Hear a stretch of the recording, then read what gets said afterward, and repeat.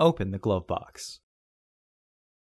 Unclip and remove the filter housing door.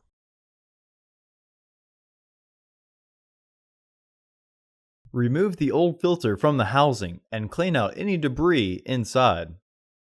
Insert your new filter into the housing, with its airflow indicating arrow pointing down.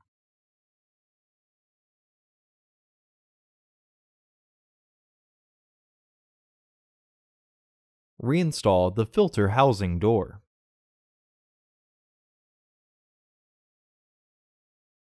Close the glove box. Order your parts today at filterheads.com. Also, please like our video and subscribe to our channel so you won't miss any new content.